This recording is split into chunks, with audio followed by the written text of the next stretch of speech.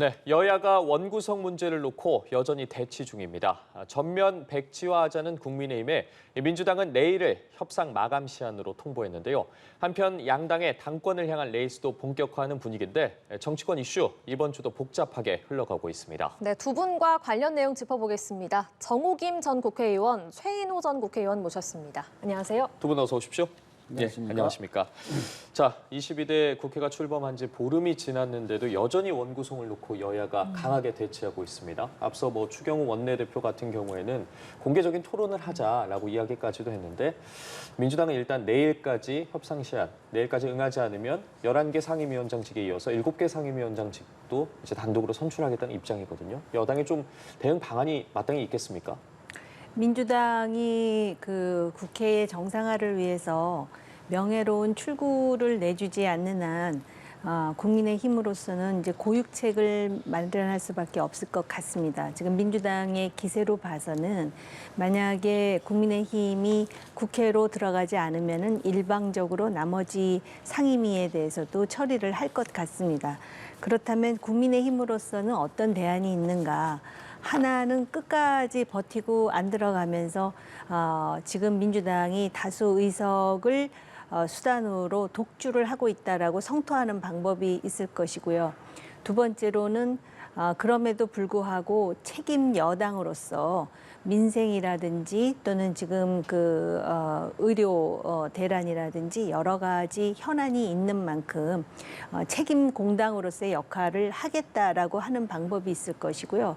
그 중간 방법으로서 추경호 원내대표가 토론을 하자고 하지 않았습니까? 공개 토론. 근데 공개 토론의 전제가 이미 11개의 상임위에 대한 결정을 원천 무효로 하고 공개 토론을 하자 그래서 민주당이 안 받을 것 같습니다. 그렇기 때문에 그거 자체를 되돌릴 수 없다 하더라도 공개 토론을 통해서 많은 커뮤니케이션 채널이 있을 타이니 지금 민주당이 어떤 일들을 벌이고 있으며 또 국민의힘으로서는 그걸 왜 입법 독주를 넘어선 그런 오만이라고 하는지에 대해서 설명하는 계기를 만들고 그 계기 이후에 자연스럽게 국회로 진입하는 그런 방법이 있으리라 보입니다.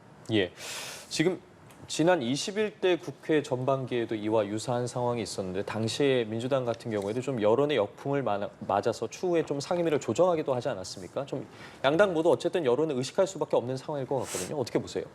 네, 우선 22대 국회도 국민을 우선적으로 의식해서 여야가 빨리 합의해서 원구성에 합의를 하고 국회를 정상화시켜야 된다.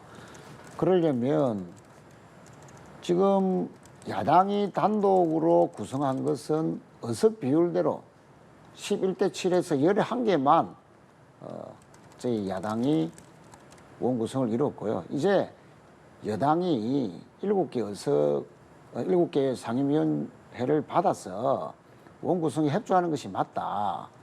지난 21대 국회는 정말 여야가 끝없이 대립하면서 정말 아무 일도 하지 못하는 식물국회, 일하지 않는 국회로 국민들로부터 많은 질타를 받았지 않습니까? 이제 22대 국회는 일하는 국회, 민생을 우선하는 국회, 특히 이번 총선에서 국민들이 야당에게 그렇게 압승을 만들어 주신 것은 여러 가지 특검을 통과시켜서 개혁적인 국회를 이루라 하는 그런 민심의 표출이었다고 봅니다.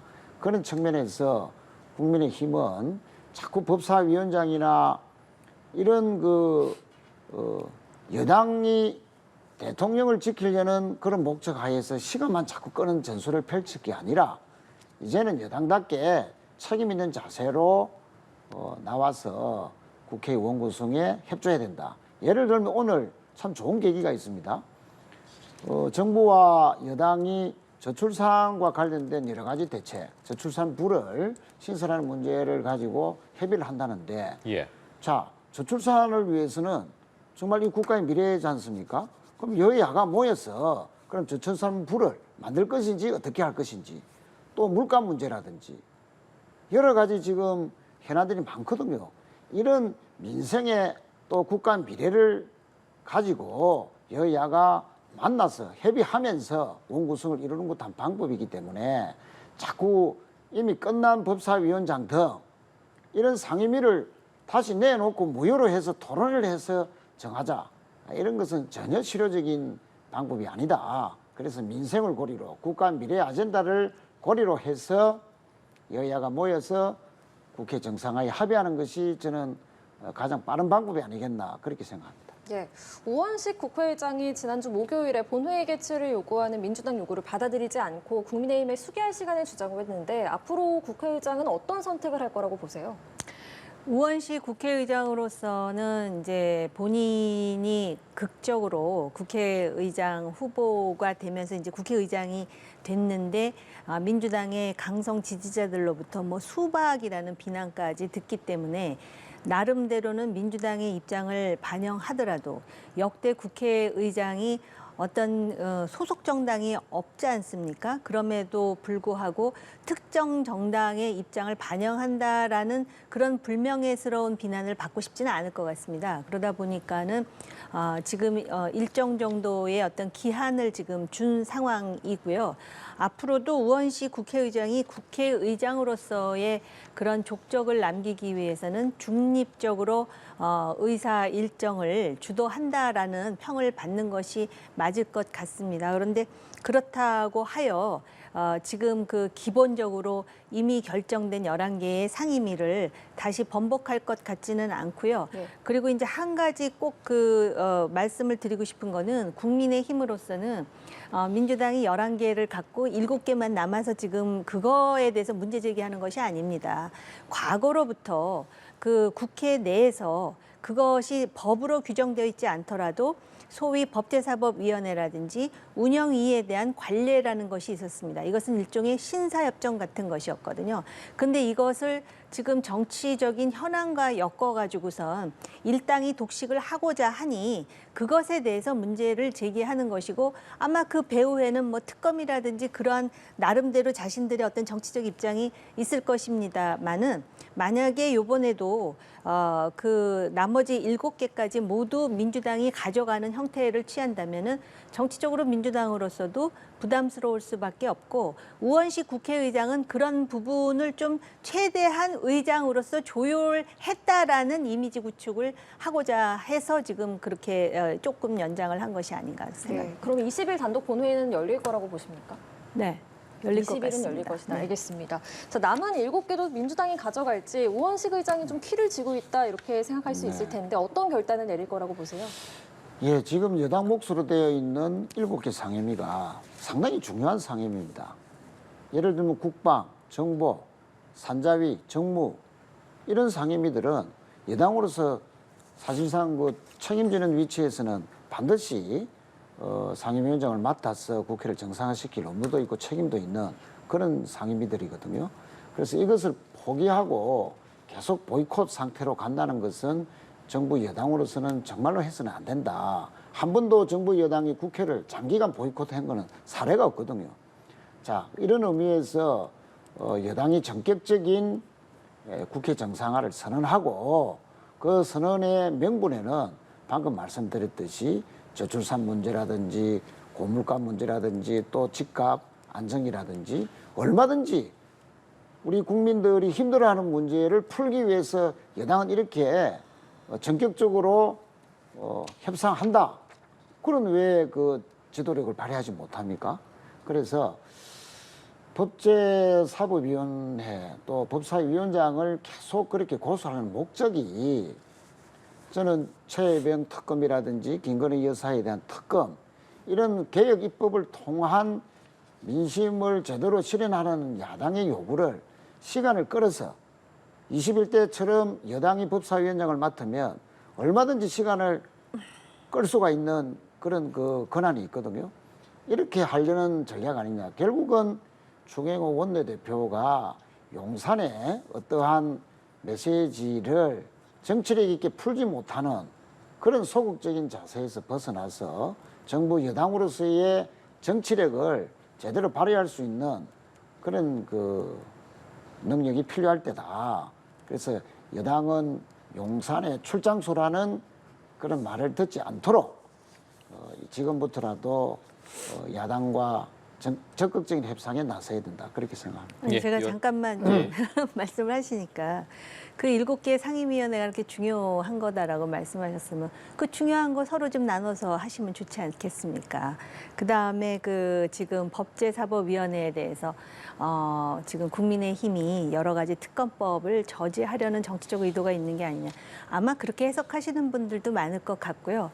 또 그런 의도가 전혀 없다라고 말씀드리고 싶지도 않습니다만은 역으로 보면 민주당도 지금 패스트 트랙을 포함한 선진화법의 그 절차가 있는데 그거 절차도 지금 가속화시키기 위해서 본인들이 굳이 그 법제사법위원회를 일당임에도 불구하고 지금 장악하려고 하는 것이 아니냐라는 해석도 가능하다는 차원에서 이거 자체는 어느 당이 일방적으로 잘못됐다라고 말하기에는 그 지금 국민 여론을 생각한다면은 같이 잘못하고 있다. 저도 물론 양비론 말하는 거 별로 좋아하지 않지만 객관적으로 보면 그렇습니다. 예, 어쨌든 그 민주당이 가져간 법제사법위원장직에 대해서 국민의힘 같은 경우에는 계속 이재명 대표의 방탄 용의라고 주장을 하고 있고 실제로 이재명 대표가 이제 재판이 늘었습니다. 네. 그러면서 재판에 출석하면서 내놓은 이야기가 좀 언론의 검찰의 애완견에 빗댔거든요. 네. 이 발언에 대해서는 좀 어떻게 보셨어요? 저는 굉장히 놀랐습니다. 그러니까 이제 검찰을 비판한 것은 그동안에 뭐 늘 해왔기 때문에 그런데 언론인들을 싸잡아가지고선 검찰의 애완견이라고 표현하지 않았습니까? 말이 좋아서 애완견이지 검찰의 개라는 뜻입니다. 그래서 제가 정말 언론인들이 이 반응이 어떨까가 오히려 제가 궁금할 정도인데요.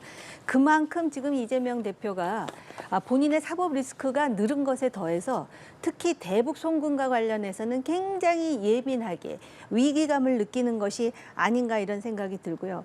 그다음에 민주당이 검찰 수사에 대해서 야당 지도자를 제거하기 위한 공작이다 이렇게 이제 비판을 이어가잖아요. 물론 그 야당 지도자가 지금 뭐 그 재판 건수로 보면 4개라고 하더라고요.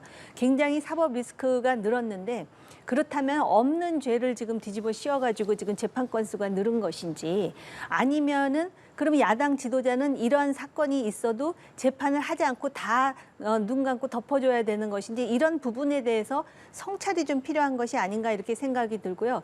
아무튼 다른 걸 떠나서 검찰의 애완견이라는 표현 자체는 오히려 언론이 상당히 문제 제기를 크게 해야 되는 사안일 뿐만 아니라 자유민주주의의 기본은 삼권 분립에 더해서 언론의 역할입니다. 그리고 언론은 비판하는 기능을 하고 있고 그 비판 기능은 정부에도 해야 되고 모든 권력을 가진 정치인들에게도 해야 되는데 이거를 이렇게 말할 정도로 이재명 대표가 진짜 여의도 대통령이 된 것인가 이런 생각마저 들 정도로 충격적이었습니다. 예, 강한 발언이 나왔고 여당도 당장 이와 관련해서 비판을 했거든요. 예, 그런 발언은 이번에 이화영 부지사에 대한 1심 판결이 너무나 편중되고 치사 선택한 재판의 결과다. 그래서 김성태, 이화영뿐만 아니고 이 대북 송금과 관련된 사건의 공범인 안부수라는 아태평화위원회 회장이라는 분의 재판 결과는 전혀 다른 결과가 나왔습니다. 같은 공범인데도 불구하고 쌍방울이 대북 사업을 통해서 주가 조작을 했다는 것으로 안부수 회장의 재판 1심 판결은 그렇게 났거든요. 자, 그러면 정반대의 결과 판결도 있는데도 불구하고 왜 이하영 부지사에 대한 이번 판결만 부각해서 마치 이재명 대표에게 대북 송금 대납 사건에 어떤 혐의가 있는 것처럼 이렇게 몰고 가는 것은 균형 잡힌 시각이 아니다 하는 그런 시각에서 말씀을 한 것 같고요. 이번 이하영 전 부지사에 대한 판결은 여러 가지 문제점이 있습니다. 첫 번째로는 쌍방울이 대북 사건을 이용해서 주가를 조작하려 했다는 그런 그 정황이 담긴 국정원의 보고서가 정부로 제출되었는데도 불구하고 전혀 인용하지 않았다는 점. 그리고 김성태 회장의 진술만 신빙성 있는 것으로 받아들였다 하는 점이죠. 김성태 회장은 다 아시다시피 일설에는 조폭 출신이다. 또 불법 도박이다. 또 여러 가지 이제 주가 조작의 사건에도 연루됐다 하는 등으로 문제가 많은 기업인으로 정평이 나 있는데도 불구하고 예. 이번 이하영 부지사의 판사는 김성태 회장을 견실한 중견기업인으로 표현하면서 그 모든 진술을 다 인용했단 말이죠.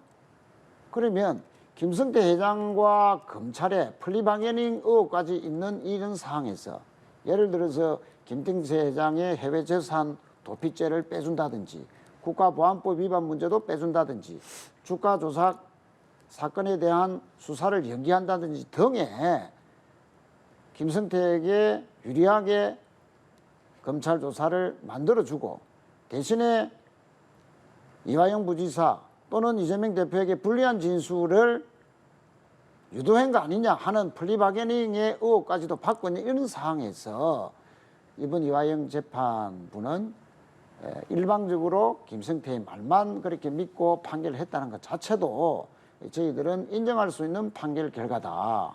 그런 의미에서 앞으로 2심도 공정하고 평균적인 잣대로서 또 국민들의 상식적인 잣대로서 판결이 나올 것이라 기대를 합니다. 예. 한 가지만 더 말씀을 드리면 김성태와 이재명 대표는 전혀 모르는 사이다. 만약에 김성태 회장이 이재명 대표를 위해서 100억이라는 엄청난 돈을 대납했다면 한 번이라도 만났어야 하는 게 정상적인 거 아닙니까? 그런데도 직접 통화도 못하고 두 번을 간접적으로 통화했을 뿐이다 하는 그 자체로도 이재명 대표에게 어떤 대북 송금 사건에 대해서 합의점을 찾을 수가 있느냐? 전혀 없다는 부분들도 거듭 강조해드리고 싶습니다. 예. 자, 어쨌든 이렇게 검찰의 추가 기소로 이재명 대표의 사법 리스크가 다시 불거졌고요. 이재명 대표가 당대표 연임 쪽으로 마음을 굳혔다는 관측이 나오는 상황에서 이 사법 리스크가 이 대표의 연임에는 어떤 영향을 미치게 될지 궁금합니다. 사법 리스크가 늘었기 때문에 연임을 반드시 할 것 같고요. 지금 그 재판과 관련해가지고선 저도 굉장히 할 말이 많습니다. 이재명과 김성태가 아는지 모르는지 저는 모르겠습니다. 그런데 만약에 가정법적으로 만약에 알았다 하더라도 대납을 100억씩이나 해주면서 만나는 그런 전례를 만들지는 않을 것 같습니다. 왜냐하면 이게 문제가 될 거라는 것은 이미 사전에 알고 있지 않았겠습니까?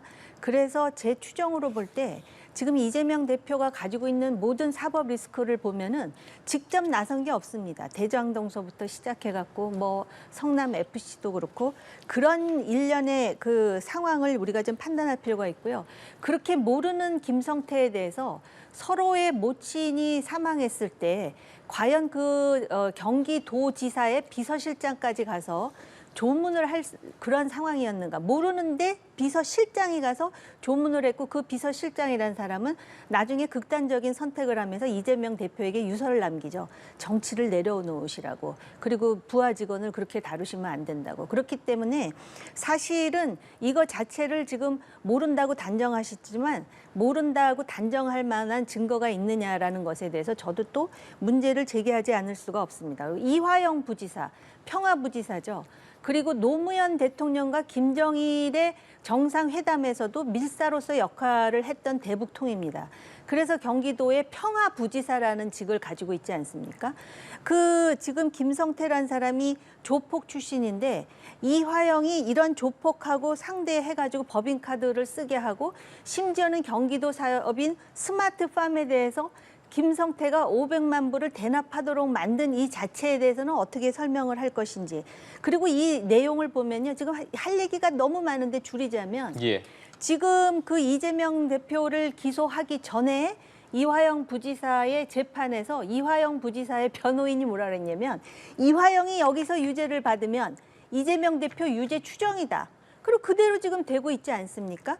그런 상황을 볼 때 민주당이 일방적으로 이렇게 주장을 하기에는 너무나 내용이 많다. 과거에 이화영 부지사가 부지사로 대북 활동을 하면서 이재명 대표가 일일이 남긴 댓글이 있는데 그렇다면 다 그 보고를 받았는데 돈 준 것에 대해서만 보고를 안 받았다라는 것인지. 그다음에 이번에 재판에서 이거 한 가지 말씀드려야겠는데요.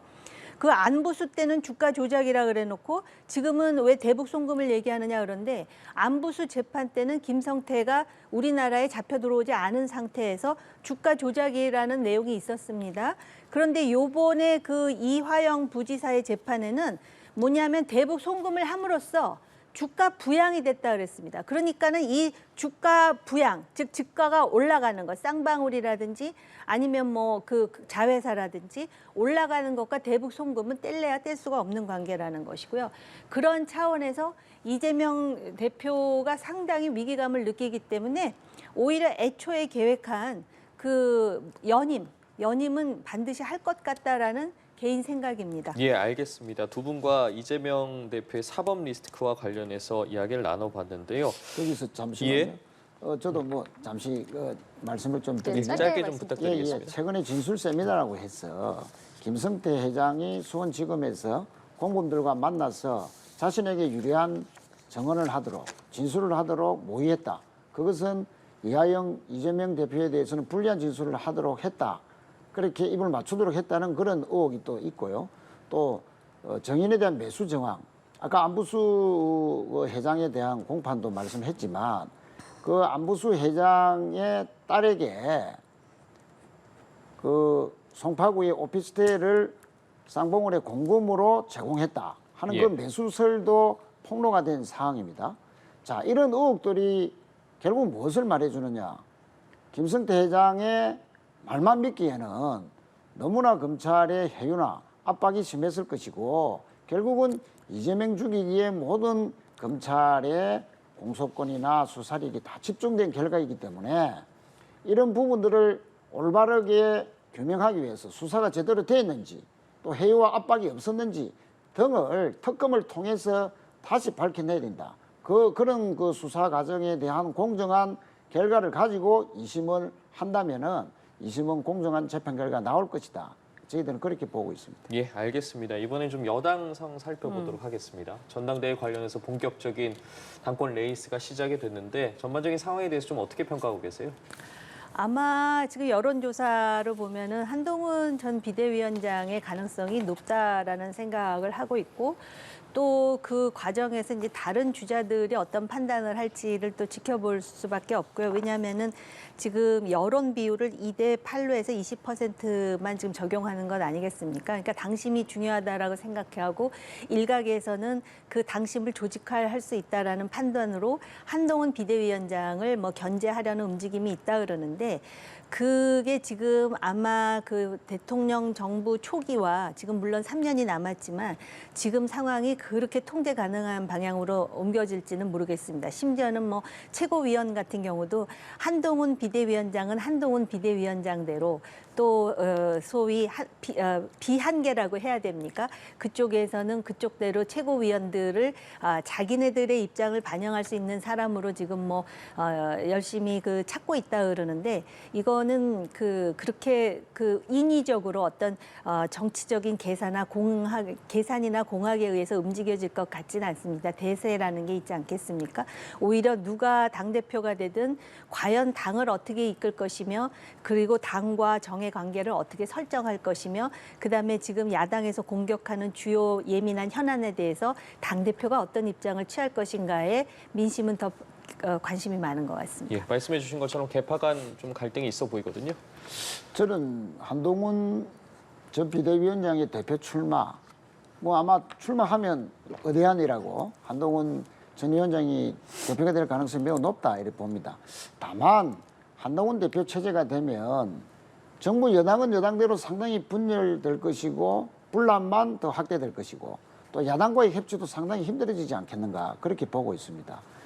우선 여당 내에서는 앞으로 최혜병 특검이 국회에 이제 통과가 될 것인데 그 통과하는 과정에서 국회가 통과되면 대통령 거부권을 행사할 겁니다. 거부권 행사하면 다시 국회는 재의결을 하게 되겠죠. 재의결을 하는 과정에서 한동훈 대표는 아마 찬성 입장으로 갈 가능성이 높을 것이다. 왜냐하면 한동훈 대표 체제는 윤석열 대통령과 전략적으로 차별화를 꾀할 것이기 때문에 즉 이해관계가 대통령과는 이제 다른 체제로 가는 것이죠. 그랬을 때 대통령은 상당히 곤란한 입장으로 빠질 수밖에 없고 그랬을 때는 소위 말하는 친한계와 한동훈 대표와의 갈등이 극대화돼서 분란이 상당히 노출될 것이고 심지어 분당의 사태, 여당이 없어지는 사태까지도 우리가 충분히 예견해 볼 수 있다. 자, 그렇게 되면 정부만 있고 여당이 없는 상황이라면 누가 국정을 책임질 것인가? 자, 국정을 책임질 수 없는 상황이라면 고스란히 민생 문제는 어떻게 해결될 것인가? 그런 걱정에서 보면 국민들이 오히려 더 큰 피해를 당할 것이다 하는 측면이 있고요. 두 번째는 한동훈 위원장이 대표를 이렇게 강행하는 가장 큰 목적은 본인의 세력을 위해서도 그렇지만 특히 대권 주자로서 야당 대표와의 사사건건 각을 세울 것이다. 예. 그런 측면에서 보면 이재명 대표와 한동훈 대표 위원장이 얼마 전에 헌법 84조를 운운하면서 공격을 했지 않습니까? 이런 공격이 극대화될 것이기 때문에 야당과의 협치도 상당히 멀어질 것이다.